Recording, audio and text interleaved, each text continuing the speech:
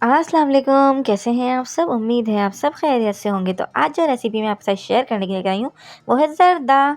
तो ज़र्दे के लिए हमें चाहिए आधा किलो चावल, सेला चावल चाहिए हमें। जितने अच्छे चावल होंगे उतना अच्छा ज़र्दा बनेगा।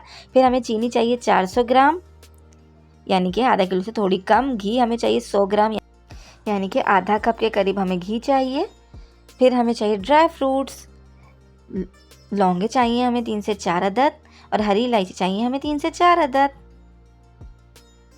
अब सबसे पहले हमने सेला चावलों को धोकर और भिगोकर रख लेंगे। ये याद रहे कि जिस कप से हम चावल नापेंगे उसी कप या ग्लास से हमें चीनी भी नापनी है। किसी भी भगोने में 4 से 5 कप के करीब पानी लेंगे। फिर उसमें हम जर्दे का रंग ऐड कर देंगे 1 टीस्पून के जितना। फिर हम इसे उबाल आने देंगे।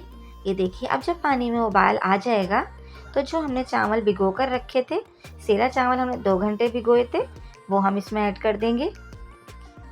अब हमें चावलों को इतना पकाना है कि चावल 90% तक गल जाएं, यानी कि पक जाएं। पूरे पकाने हैं हमें, इसमें एक कनी नहीं छोड़नी, क्योंकि जर्दे में अगर हम एक कनी छोड़ देंगे और उसके बाद हम इसको चीनी में जब पकाते हैं तो फिर वो सख्त हो जाते हैं। लिहाजा हमें इसे अच्छी तरह पकाना है।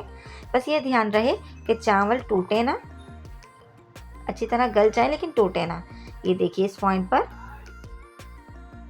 जब ये चावल गल जाएंगे तो फिर हम इन्हें स्ट्रेनर में स्ट्रेन कर लेंगे, इनका पानी छान लेंगे और इन्हें स्ट्रेनर में रख लेंगे।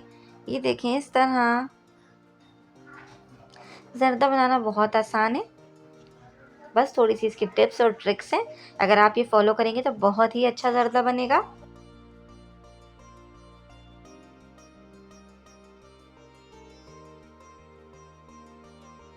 सबसे पहले हम पैन में घी गरम करेंगे।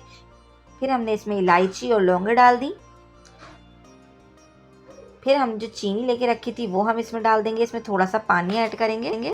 चीनी और पानी डालने के बाद हम इसे इतना पकाएंगे कि जो चीनी है वो घुल जाए। हमें इसका शीरा नहीं बनाना, कोई तार कुछ नहीं देखेंगे हम इसमें। जब चीनी अच्छी तरीके से घुल जाएगी, पूरी डिज़ोल्व हो जाएगी, तो फिर जो हमने चावल देखिए जो उबाल के रखे थे, अब हम चावल इसमें ऐड कर देंगे। अगर हम इसमें शीरा बनाएंगे और फिर चावल डालेंगे तो ज़्यादा सख्त हो जाएगा। बस हमें सिर्फ चावल जब डालने हैं जब चीनी बस घुल जाए। ये देखिए, अब हम इसे तेज़ आंच पर इतना पकाएंगे कि ये पानी ड्राई हो जाए।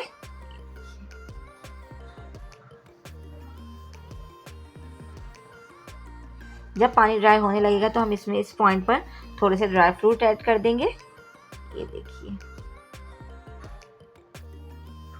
अब हम इसे 20 मिनट के लिए दम पर रख देंगे, बिल्कुल ही स्लो आंच पर, धीमी आंच पर हमें इसे 20 मिनट के लिए दम पर रखना है। अब 20 मिनट बाद जब आप इसे देखें तो ये बिल्कुल तैयार है। अब आप इसमें और मज़ीद ड्राई फ्रूट्स डालें और इसे सर्व करें।